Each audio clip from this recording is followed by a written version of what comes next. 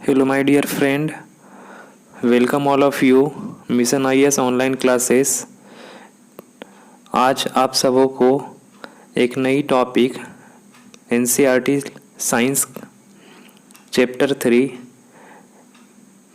धातु एवं अधातु मेटल और नॉन मेटल के बारे में बताया जाएगा।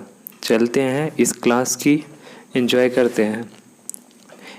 इस लेसन में हम लोग सबसे पहले धातु किसे कहते हैं? वैसे तत्व जो अपने संयोजी इलेक्ट्रॉन मीन्स बाह्यतम कक्षा के इलेक्ट्रॉनों को त्याग कर धनायन बनाने की प्रवृत्ति रखती हो धातु कहलाती है। जैसे copper, iron, silver, mercury, sodium, zinc. अधातु वैसे तत्व जो सामान्य अभिक्रिया या में एक या एक से अधिक मीन्स इलेक्ट्रॉनों को ग्रहण कर ऋणायन बनाने की प्रवृत्ति रखती हो अधातु कहलाती है। Nitrogen, hydrogen, ET. मेटल का उत्पत्ति ग्रीक शब्द मेटलॉन से हुई जिसे हम धातु कहते हैं। मेटल की मीनिंग्स को हम समझते हैं। Malleability, electricity, thermal conductivity, alloy, lustre and sonorous. आघातवर्ध्यता। अब देखते हैं तत्व। शुद्ध रूप से इस पे डिवाइड किया गया। तत्व की कुल संख्या 118 होती है। धातुओं की कुल संख्या 89 होती है। अधातुओं की संख्या 22 और उपधातुओं की संख्या 7 होती है। आप डेफिनेशन को राइट डाउन कर सकते हैं। चलते हैं हम लोग क्लास 10 की विषय विज्ञान की पार्ट 3। ये हमारी जस्ट एक टीजर के रूप में हमें बताया गया था। अब हम इसे विस्तार से समझते हैं। तो धातुओं की कुछ भौतिक गुण। तो धातुएं क्या होती है हमेशा? तो धातुओं में चमक पाई जाती है। मीन्स धातुओं की सतह चमकदार होती है, जैसे सोना और चांदी आदि। धातुओं में कठोरता पाई जाती है। मीन्स धातु कैसी होती है, किस नेचर की होती है? तो धातुओं प्रायः कठोर होते हैं, मीन्स हार्ड होते हैं। और जैसे लोहा का एग्जाम्पल ले लें, तांबे का एग्जाम्पल ले लें, ये आपके कठोरतम यानी हार्डनेस पाई जाती है इसके अंदर। धातुएं प्रायः कठोर होती है, लेकिन लिथियम, सोडियम और पोटेशियम इतनी मुलायम धातु होती है कि इसे आप चाकू से आसानी पूर्वक काट सकते हैं। तो आपसे क्वेश्चन किया जाए कि हम किस धातु को चाकू से आसानी पूर्वक हम काट सकते हैं, तो हम कहेंगे सोडियम और पोटेशियम को। सोडियम पोटेशियम के बारे में एक और चीज़ देख लें। सोडियम पोटेशियम प्रायः केरोसिन तेल में डुबा कर रखा जाता है, क्योंकि इसकी अभिक्रियाशीलता श्रेणी सबसे अधिक होने के कारण ये ऑक्सीजन से अभिक्रिया करके स्वतः आग पकड़ लेती है, मतलब अपने ऊपर ज्वलनशील बना लेती है, जिससे आग पकड़ लेती है।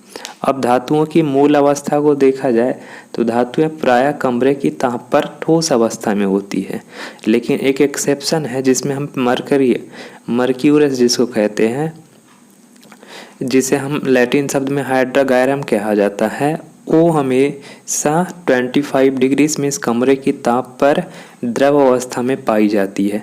हमने फर्स्ट में जो स्लाइड चल रही थी उसमें हमने देखा कि धातुओं की कुल संख्या 89 होती है। कुल तत्वों की संख्या हमारी कितनी होती है? तो 118 होती है। 89 में से सिर्फ 1 आधा धातु को निकाल लें, जिसमें आपके धातु बचेंगे आपका पारा। वह पारा आपका जो होगी, वह पारा का इफेक्ट जो होगा वो आपका लिक्विड होगा। बाकी 88 एलिमेंट्स जो बचेंगे, जो धातुओं की श्रेणी में आते हैं, वे कमरे की ताप पे ठोस अवस्था में पाई जाती है। आघातवर्ध्यता क्या होती है? तो किसी भी धातुओं को हथौड़े से पिटाई किया जाए तो वह क्या होगा, पतली चादर में फैल जाती है, तो उसे हम आघातवर्ध्यता कहते हैं।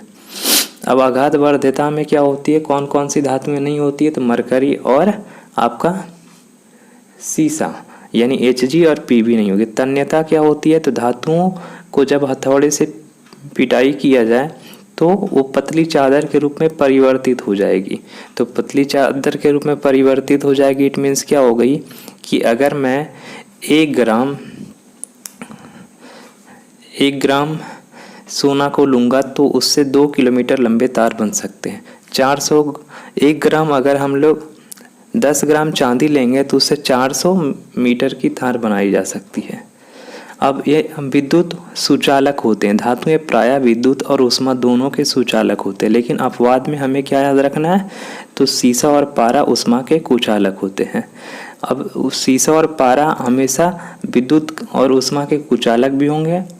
तन्य धातु भी होगी जिसमें तन्यता का गुण नहीं पाया जाएगा और आघात वर्ध्यता का भी गुण नहीं पाया जाएगा। धातुओं का घनत्व सामान्यतः अधिक होता है। धातुओं का घनत्व अधिक क्यों होता है? क्योंकि इसकी वजन, इसकी जो द्रव्यमान होती है वो अधिक होती है। घनत्व इक्वल टू होता है द्रव्यमान बटे आयतन। जितनी द्रव्यमान होगी उतना ही घनत्व अधिक होगी। धातुओं का घनत्व अधिक होती है। सोडियम और पोटेशियम का घनत्व सबसे कम होता है। तो इस एग्जाम्पल में हम लोग देख रहे हैं सोडियम और पोटेशियम का घनत्व जो होता है बहुत ही कम होता है। अब हम लोग देखते हैं धातुओं की अंतिम गुण में। तो धातुएं जो होते हैं प्रायः धातुएं कठोर सतह से टकराने पर बहुत तेज आवाज़ उत्पन्न करते हैं, जिसे हम सोनोरस कहते हैं।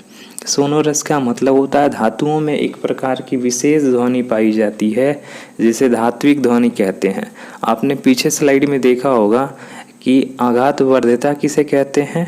तो जब किसी धातुओं को हथौड़े से पिटाई करने पर, हथौड़े से पीटने पर वह चादर के रूप में परिवर्तित हो जाए तो उसे हम क्या कहते हैं? आघात वर्ध्यता।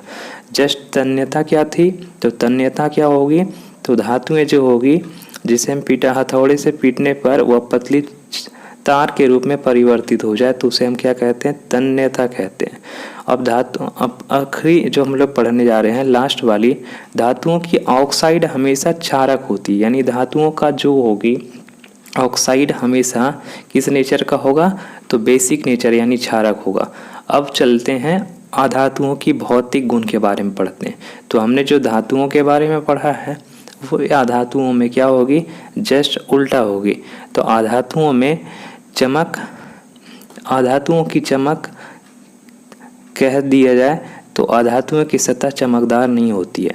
सिर्फ कार्बन के एग्जाम्पल को छोड़ दिया जाए, उसमें कार्बन एग्जाम्पल होगा, सल्फर होगा, लेकिन आयोडीन एक ऐसी अधातु है जिसकी सतह चमकदार होती है, मतलब ब्राइटनेस पाई जाती है। तो एक 1 नंबर की क्वेश्चन बन सकता है कि वह कौन सी अधातु है जो सबसे ज़्यादा चमकीला होगा? तो हम लोग कहेंगे आयोडीन। अधातुएं कठोर नहीं होती है। इसके एग्जाम्पल्स को हम कह सकते हैं विपरीत में ऑपोजिट करके अधातुओं में भंगुरता की गुण पाई जाती है, लेकिन हीरा सबसे कठोर अधातु होती है। हीरा को हम सबसे कठोर अधातु मानते हैं। तो एग्जाम्पल में है एक्सेप्शन याद रखना, अपवाद में हीरा सबसे कठोर होती है और अधातुओं में कठोरता का गुण नहीं पाया जाता है। इसको हम लोग कह सकते हैं अधातुओं में भंगुरता की गुण पाई जाती है। अधातुओं की रूप अवस्था यानी अधातुओं की भौतिक अवस्था क्या होती है? तो अधातुएं प्रायः तीनों अवस्थाओं में कमरे की ताप पर पाई जाती है, ठोस, द्रव और गैस। अब ठोस, द्रव और गैस में देखते हैं तो टोटल अधातुओं की संख्या कितनी थी? तो टोटल अधातुओं की संख्या 22 यानी 22 थी, जिसमें हमारी एक ब्रोमीन अधातु होगी जिसे हम वैसी अधातु जो कमरे की ताप पे द्रव अवस्था में पाई जाती है तो होगी ब्रोमीन। 10 गैस होंगे और रिमेनिंग जो हमारा 11 होगा वो ठोस अवस्था में पाई जाएगी। अधातुओं में आघात वर्ध्यता की गुण नहीं पाई जाती है। मतलब जो हमने सीखा धातुओं की भौतिक गुण वो यहाँ पे उल्टा यानी ऑपोजिट करके लिखना है कि वहाँ पे हमने देखा तन्यता की गुण पाई जाती है और धातुओं में आघात वर्ध्यता की गुण पाई जाती है। तो ये सब सारे गुण यहाँ पे नहीं होंगे। तो हमें अधातुओं की गुण ज़्यादा याद नहीं करनी पड़ेगी। अधातुओं की गुण बहुत ही सिंपल सरल है जिसको हम आसानी से लिख सकते हैं। अधातुओं को पतली तार के रूप में परिवर्तित नहीं किया जा सकता। इट मीन्स क्या हो गया? अधातुएं जो होते हैं, नॉन मेटल जो होते हैं, उसमें डक्टाइल नेशन नहीं पाया जाता, मतलब उसमें डक्टिलिटी नहीं पाई जाती। अधातुएं प्रायः क्या होती है? तो अधातुओं में तन्यता के गुण नहीं पाई जाती है। अब अधातुएं भी ऊष्मा और विद्युत के कुचालक होते हैं। सिर्फ ग्रेफाइट एक ऐसा अधातु है जो विद्युत के सुचालक होती है। तो यहाँ पे 2 एक्सेप्शन बन रहे हैं। पहला, वैसी अधातु का नाम बताएं जो कमरे की ताप पे द्रव अवस्था में पाई जाती है तो हम बोलेंगे ब्रोमीन। और अगर धातु पूछा जाए तो हम बोलेंगे पारा, मरकरी, Hg। और अगर बोला जाए कि कौन सी अधातु है जो विद्युत और ऊष्मा दोनों के सुचालक होते हैं लेकिन वो अधातु है तो हम बोलेंगे ग्रेफाइट। और अधातुओं का गलनांक और ये जो घनत्व होती है वो कम होती है। गलनांक में क्या होती है? जिसकी द्रव्यमान ज़्यादा होगी उसकी गलनांक तेजी से उसका गलनांक भी अधिक होगा। अब एग्जाम्पल ले लें, 1 लीटर पानी और 2 लीटर पानी, तो कौन जल्दी उबलेंगे? तो उबलने यानी क्वथनांक को ही हम लोग यहाँ पे मेल्टिंग होना चाहिए, मेल्ट होना, गलना, और क्वथनांक का मतलब उबलनांक। अब यहाँ धातुओं में कोई धात्विक ध्वनि नहीं पाई जाती है, मतलब अधातुओं में टकराने से कोई प्रकार की ध्वनि उत्पन्न नहीं होगी। अब सिंपल धातुएं क्या होती है, जैसे कोयले को पीटा जाए तो चूर चूर हो जाएंगे, उसी चूर चूर गुण को भंगुरता कहा जाता है। अब यहाँ बोला गया लास्ट गुण में हम लोग अधातुएं की ऑक्साइड जो होती है, जैसे sulphur dioxide, carbon dioxide, nitrogen oxide, phosphorus oxide, तो ये सब सारे जितने ऑक्साइड बनेंगे, ये सब सारे ऑक्साइड जो होंगे उसकी नेचर हमेशा अम्लीय होगी, मतलब एसिडिक नेचर होंगे। अब एसिडिक नेचर क्यों बोला जा रहा है? क्योंकि हम लोग जैसे पढ़े थे धातु में कि वे उनके पास में क्या हो रही थी, तो वे उनके पास में क्षारीय, तो इनकी अम्लीय होगी। अब धातुओं की रासायनिक गुण को देखते हैं, तो धातुएं प्रायः ऑक्सीजन के साथ अभिक्रिया करती है, तो ऑब्वियसली धातु जितने भी होंगे वे ऑक्सीजन से क्या करते हैं, अभिक्रिया करेंगे। तो धातुओं का एक सबसे इम्पोर्टेंट नेचर क्या हो गया, धातु ऑक्सीजन से अभिक्रिया करेंगे, और धातु जब ऑक्सीजन से अभिक्रिया करेंगे तो अपने ही धातु की ऑक्साइड बनाएंगे, जिसे हम धात्विक ऑक्साइड कहते हैं। तो सारे धातु ऑक्सीजन से अभिक्रिया करते हैं क्या? तो ये देखना पड़ेगा कि कुछ अधातु ऐसे होते हैं, कुछ धातु ऐसे होते हैं, और कुछ अधातु भी ऐसे होते हैं जो आसानी से ऑक्सीजन से अभिक्रिया कर लेते हैं। लेकिन वैसे धातु जिसकी सक्रियता श्रेणी में स्थान हाइड्रोजन से नीचे हो, इसी चैप्टर में हम लोग पढ़ेंगे सक्रियता श्रेणी। तो आपको वहाँ पे बताया जाएगा, जैसे सोना, प्लेटिनम, सिल्वर, ये सब ऐसे धातु होते हैं जो ऑक्सीजन से अभिक्रिया नहीं करते हैं, क्योंकि इनकी सक्रियता श्रेणी में स्थान हाइड्रोजन से नीचे आती है। तो हाइड्रोजन से ऊपर आने वाले धातुओं की सक्रियता, जिनकी सक्रियता श्रेणी अभिक्रियाशीलता श्रेणी में हाइड्रोजन से ऊपर आता हो, तो वैसे धातुओं की क्या होगी, वैसे धातु ऑक्सीजन से आसानी से अभिक्रिया कर लेंगे और धातु की ऑक्साइड बनाएंगे। जैसा कि आपको लेसन नंबर 2 में अम्ल क्षार लवण में बताया गया था कि जितने भी धातु होंगे अम्ल के साथ अभिक्रिया करके हाइड्रोजन गैस देगी, जिसकी ध्वनि यानी पॉप ध्वनि होगा। लेकिन सभी धातुओं के बारे में नहीं बोला गया था, वैसे धातु जिनकी सक्रियता श्रेणी में स्थान ऊपर होंगे, तो वे धातु ही पॉप ध्वनि के साथ हाइड्रोजन गैस मुक्त करती है। इस स्लाइड में हमने देखा था लास्ट जो गई है, जिसमें copper plus oxygen equal to copper oxide हो गई थी, sodium plus oxygen equal to sodium oxide हो गई थी, मैग्नीशियम प्लस ऑक्साइड तो मैग्नीशियम आप खुद से लिख सकते हैं। अब धातु ऑक्सीजन के साथ अलग अलग तरह से अभिक्रिया करती है। कुछ धातु जो होते हैं वायु के संपर्क में आते के साथ ही आग पकड़ लेती है। तो आपसे क्वेश्चन पूछा जाएगा, वह कौन कौन सी धातु है जिसमें वह वायु के संपर्क में आने के बाद उसमें आग पकड़ लेती है, मतलब उसमें ऐसी क्रियाएं होने लगती है। तो हम क्या कहेंगे, सोडियम और पोटेशियम एक ऐसी धातु है, ऐसे धातु के एग्जाम्पल है जो आसानी से चाकू से काटी भी जा सकती है, और ये खुली वायुमंडल में छोड़ देने पर इसमें आग पकड़ लेती है, क्योंकि इसे जब खुली वायुमंडल में रखेंगे तो ऑक्सीजन से भी क्रिया करके सोडियम ऑक्साइड और पोटेशियम ऑक्साइड बना लेती है। अगला हम मैग्नीशियम, एल्युमिनियम और जिंक और लेड, ये सभी धातु वायु से धीरे धीरे विक्रिया करते हैं। धीरे धीरे का मतलब स्लोली रिएक्शंस होगा, थोड़ा लेट रिएक्शंस होगा, वो रिएक्शन से स्टार्ट होगा, मतलब जैसे ऑक्सीजन को हम छोड़ेंगे, इवन ऑक्सीजन को जैसे हम केरोसिन के तेल से बाहर निकालेंगे तो फास्टली रिएक्ट हो जाएगा, जैसे बम का फटना उस प्रकार से ही आपको फटेंगे। इसमें आपको मैं एक एक्सप्लेनेशन वीडियो भी डाल दूंगा जिसमें सोडियम को दिखाया जा रहा है कैसे एक्सप्लोज कर रहे हैं। अब यहाँ क्या हो रही है कि कुछ अधातु ऐसे होते, कुछ धातुओं के एग्जाम्पल्स ऐसे होते हैं जो बहुत धीरे धीरे मॉडरेट वे में वो अभिक्रिया करते हैं। मॉडरेट वे का मतलब होता है उसकी अभिक्रिया बहुत ही स्लोली होती है। कुछ अब धातु ऐसे होते हैं, जैसे लोहे के एग्जाम्पल लिया जाए तो वो हमेशा गर्म करने पर, यानी लोहा को जब हम गर्म करेंगे तो उसके साथ अभिक्रिया जैसे लोहा वायु में गर्म करने पर कोई अभिक्रिया नहीं करता, लेकिन लोहे के चूर्ण पर तेजी से जलने लगता है। इट मीन्स क्या हो रही है, लोहा जो है वायु मतलब लोहे को जब गर्म कर देंगे तो अभिक्रिया नहीं करेगी, लेकिन जब लोहे को आप कुछ दिनों के लिए छोड़ देंगे तो वह ऑक्सीजन से अभिक्रिया कर लेगी। मीन्स लोहे क्या होंगे, लेकिन लोहे का चूर्ण बना दिया जाए तो वो भी अभिक्रिया करेगी। कॉपर वायु की उपस्थिति में काले रंग की परत चढ़ जाती है।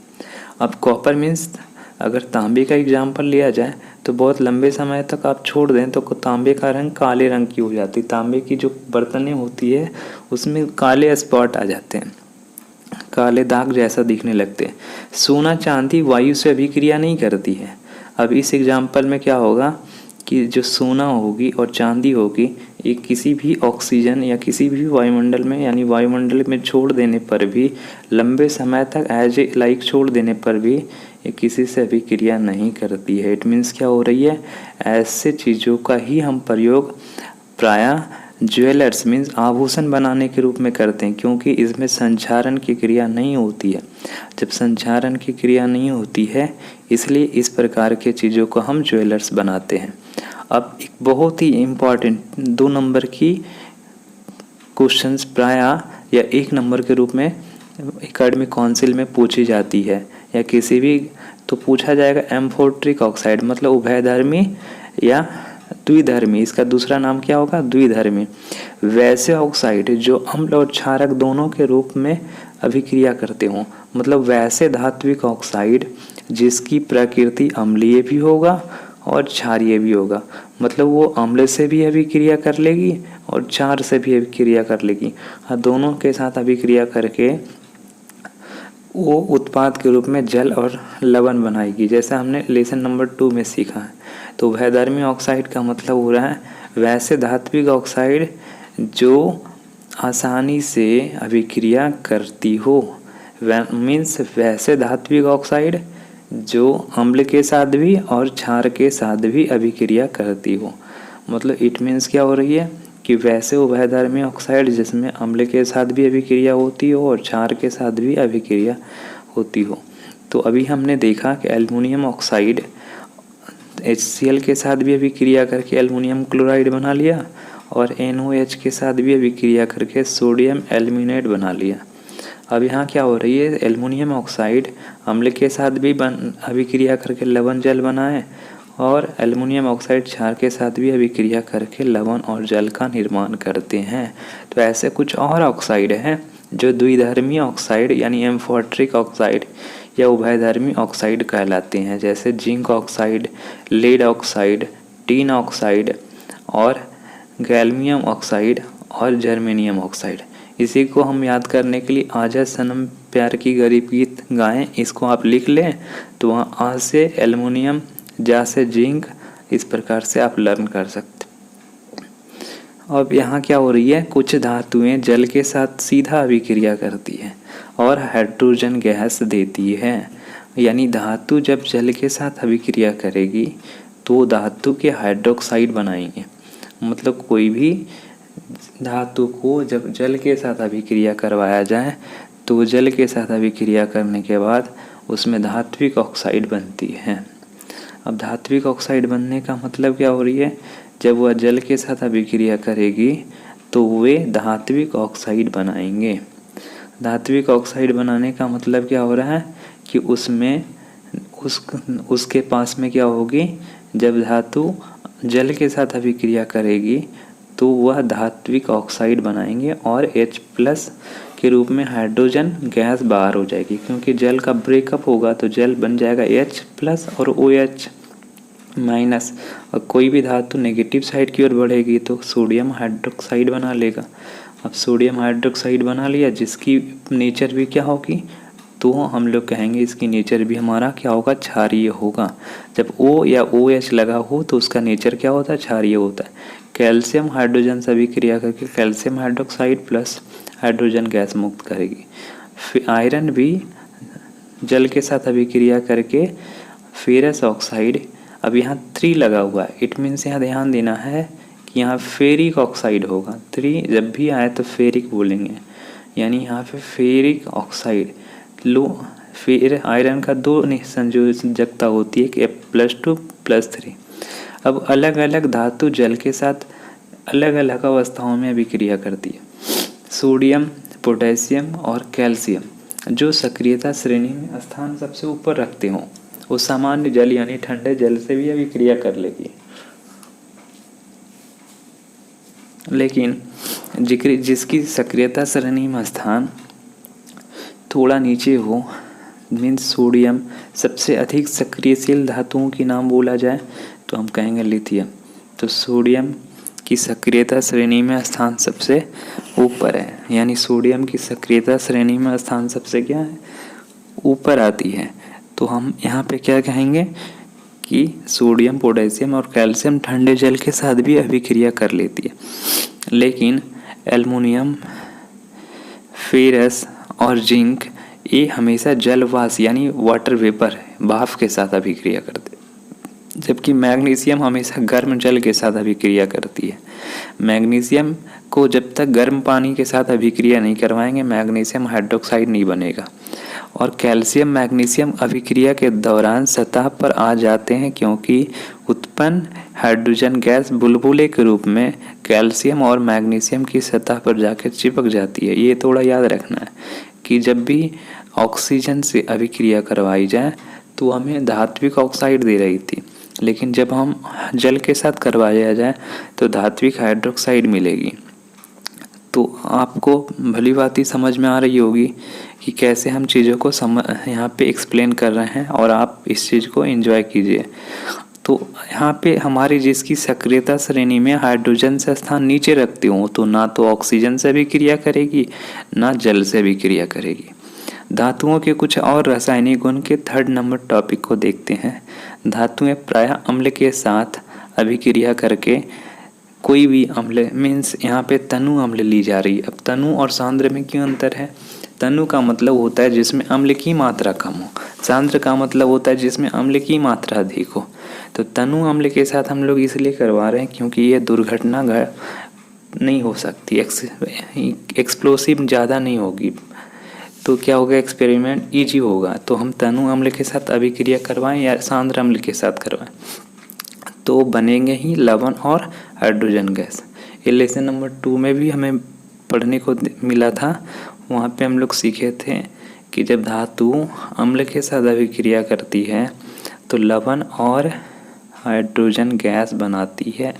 तो किसी अम्ल को धातु के साथ अभिक्रिया करवाई जाए तो लवण और हाइड्रोजन गैस बनाएंगे। तो हम लोग लोहे की अभिक्रिया HCl के साथ कर रहे हैं, तो क्या हो गया, FeCl2 यानी फेरिक। यहाँ फेरिक नहीं होगी, यहाँ फेरस होगी, क्योंकि यहाँ पे संयोजकता 2 लगा हुआ है। कैसे पहचाने, तो Fe की संयोजकता +2 और क्लोरीन की -1 क्रॉस मल्टीप्लिकेशन करें तो FeCl2 बन जाएगा। अब एल्युमिनियम की अभिक्रिया क्या हो गया, HCl के साथ करवाएंगे तो एल्युमिनियम क्लोराइड बनेगी और हमारा क्या बनेगा, हाइड्रोजन गैस निकलेगी। तो किसी भी धातु को अम्ल के साथ जब भी अभिक्रिया करवाएं तो पॉप ध्वनि के साथ हाइड्रोजन गैस मुक्त होती है। धातुओं की चौथी रासायनिक अभिक्रिया जो है, धातु अन्य धातुओं की लवणों के साथ भी कुछ अभिक्रिया कर लेते हैं, जिसे हम लोग कहेंगे, लेसन नंबर 1 में सीखे हैं, एकल विस्थापन अभिक्रिया। एकल विस्थापन अभिक्रिया का मतलब उनका सिंगल डिस्प्लेसमेंट रिएक्शंस। धातु वो जिसकी सक्रियता श्रेणी में स्थान उच्च हो यानी अधिक हो, और किसी वहाँ पे डेफिनेशन थी, जब कोई धातु किसी भी धातु की जलीय विलयन से उनके आयनों को विस्थापित करने की प्रक्रिया ही क्या कहला रही थी, तो उनकी आयनों की विस्थापित करने की प्रक्रिया ही हमारी क्या कहलाती है, तो वो विस्थापन अभिक्रिया कहला रही थी। तो धातु एक की सक्रियता श्रेणी में स्थान उच्च है और लवण की जो सक्रियता श्रेणी में स्थान वो निम्न है, और जैसे एग्जाम्पल के रूप में तो वो क्या बनाएगी, लवण 1 बना लेगी विलयन और धातु B विस्थापित हो जाएगा। मतलब कॉपर ऑक्सल्फेट में सल्फेट आयन अभिकारक के रूप में कॉपर के साथ है, और जैसे ही अभिक्रिया करवा दी जाए किसके साथ, तो अभिक्रिया करवा दी जाए लोहे के साथ, तो हमारी अभिक्रिया पूरा होने के बाद क्या बन जाएगी, तो सल्फेट आयन को लोहा की अभिक्रियाशीलता श्रेणी कॉपर की तुलना में अधिक होने के कारण कॉपर क्या करोगी, विस्थापित हो जाएगी और फेरस सल्फेट बन जाएगी। फेरस सल्फेट बन जाएगी जिससे फेरस सल्फेट और कॉपर डिस्प्लेस हो जाएगी, कॉपर विस्थापित हो जाएगी, कॉपर वहाँ पे स्थान नहीं होगी। अब हम लोग अगला जो पढ़ने वाले हैं वो हमारी है, तो मतलब पढ़ेंगे रिएक्टिविटी ऑर्डर। रिएक्टिविटी ऑर्डर सक्रियता श्रेणी।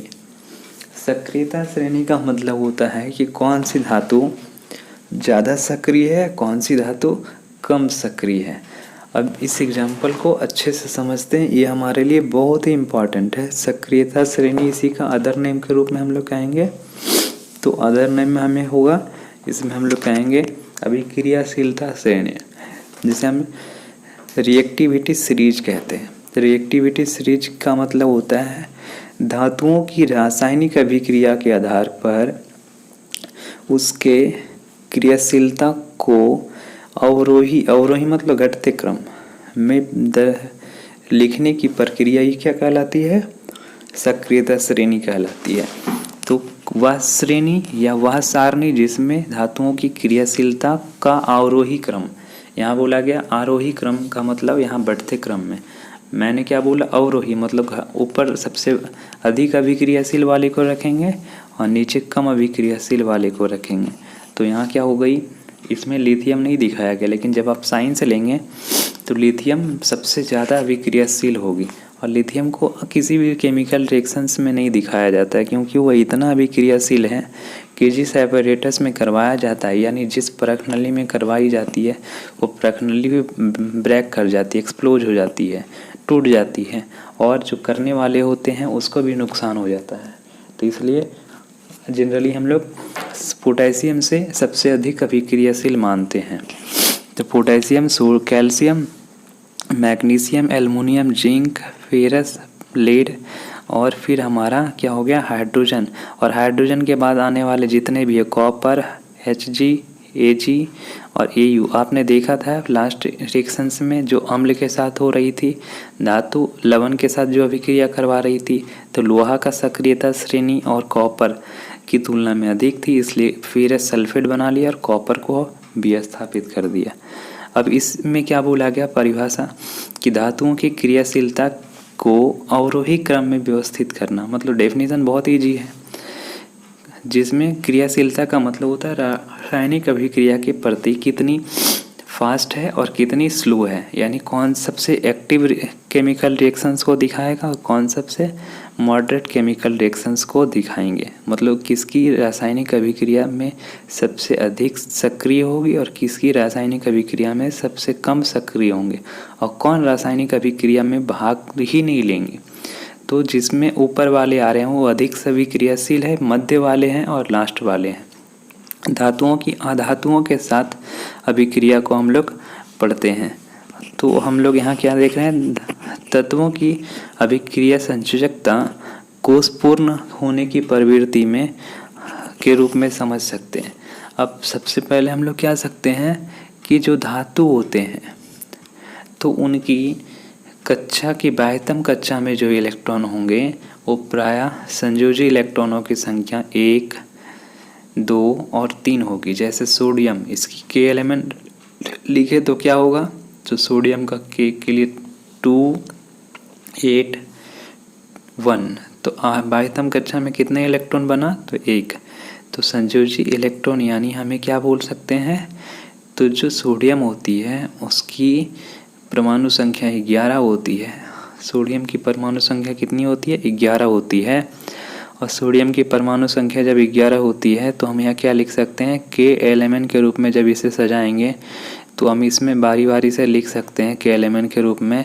तो हमारी क्या हो जाएगी, यहाँ से हम लोग लिखेंगे 2, यहाँ पे क्या लिखेंगे के की कक्षा में 2, फिर अगली कक्षा में कितना होगा 8, तो अगली कक्षा में हमें कितना लिखना होगा 8, तो 2, 8, तो अगली कक्षा में 8 लिखेंगे। फिर हमें उसके अंतिम जो बचे इलेक्ट्रॉन है कितने, 8, 2, 10, बचे हमारे 1, तो 1 लिख दें। तो आखिरी कक्षा जो बन रहा है उसी को हम संयोजी इलेक्ट्रॉन कहते हैं। क्लास 9 में बहुत अच्छे से आपने स्टडी किया होगा। और क्लास 9 में स्टडी नहीं किए होंगे तो कुछ दिनों के बाद इसमें क्लास 9 की वीडियो अपलोड होगी, आप उसे देख लेंगे तो आपकी चीज़ें बहुत ही क्लियर हो जाएगी। तो क्या होगी, 82 कक्षा में कितने इलेक्ट्रॉन हो गई, 1। तो 82 कक्षा में 1 इलेक्ट्रॉन होने के कारण इसमें संयोजकता भी 1 होगी, क्योंकि धातुओं की संयोजकता प्रायः संयोजी इलेक्ट्रॉन के अनुसार ही लिखी जाती है। तो संयोजी इलेक्ट्रॉन प्रायः धातुओं की कितनी होती है, +1। संयोजी इलेक्ट्रॉन 1, 2 और 3 होती है। तो संयोजकता भी +1, +2, +3 होती है। अब क्या करते हैं, धातु अपने 82 कक्षा के इलेक्ट्रॉन को त्याग कर देते हैं। त्याग कर देने का मतलब हो गया कि वो धातु अपने 82 कक्षा के इलेक्ट्रॉन को त्याग कर। अब क्या कारण है कि त्याग करते हैं, तो उसके पीछे रीजन है कि कोई भी तत्व अपनी 82 कक्षा में 8 इलेक्ट्रॉन हो जाए तो वैसे तत्व को हम लोग क्या कहेंगे, अस्थाई, मतलब वह निष्क्रिय गैस के रूप में, यानी वर्ग संख्या 18 के रूप में कार्य करने लगेगी। वह अस्थाई हो जाएगी, वह यौगिक नहीं बनाएगी, वह स्वतंत्र हो जाएगी, जो किसी भी रासायनिक अभिक्रिया में भाग नहीं लेगी। इट मीन्स क्या हो गया, अस्थाई बनने के लिए, ऑक्टेट रूल पूरा करने के लिए, ऑक्टेट मीन्स 8। ऑक्टेट का मतलब क्या होगा, इसी लेसन में हम लोग पढ़ेंगे ऑक्टेट रूल, जिसमें कोई भी तत्व अपनी 82 कक्षा में या तो ग्रहण करके या तो त्याग करके 8 इलेक्ट्रॉन बनाना चाहता है। इसी नियम को हम लोग कहते हैं अष्टक नियम, मतलब तत्वों की अष्टक नियम। तो धातु क्या करेगी, डोनेट कर देगी, मतलब दे देगी, मतलब त्याग कर देगी, और इसके त्यागे गए इलेक्ट्रॉन को ले करके कौन क्या करेंगे, तो धातु एक्सेप्ट कर लेंगे, ग्रहण कर लेंगे। तो धातुओं की एक्सेप्शन हो गए, मतलब धातु क्या कर लिया, धातु जो होगी वो त्याग करेगी। जैसा कि इस एग्जाम्पल में सोडियम 1 इलेक्ट्रॉन का त्याग करने पर उसके पास में 1 चार्ज, जितने इलेक्ट्रॉन त्याग करेंगे उतने प्लस पावर आ जाएगी, मतलब सोडियम की संयोजकता कितनी हो गई, +1।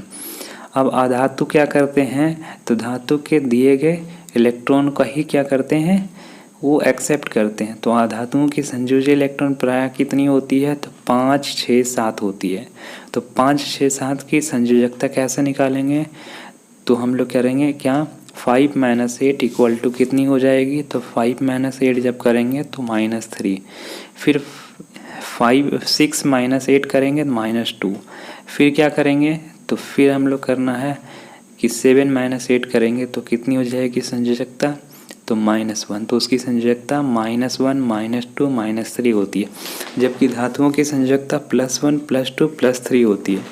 अभी इस एग्जाम्पल को देखें तो अधातुएं संयोजकता को पूरा करने के लिए, अपनी अष्टक नियम को बनाए रखने के लिए अधातुएं क्या करती है, तो इलेक्ट्रॉन की ग्रहण करके ऋणायन बनाती है। अधातु क्या करती है, इलेक्ट्रॉन दे करके धनायन बनाती है। यानी धातुओं की प्रवृत्ति होती है कि इलेक्ट्रॉन को त्याग कर धनायन बनाना, मतलब पॉजिटिव नेचर आना, और उसमें धन आयन बनाती है और ये ऋण आयन बनाती है। और ऐसे में यौगिक इलेक्ट्रॉनों के आदान प्रदान के द्वारा बनते हैं, जिसे हम आयनिक यौगिक कहते हैं।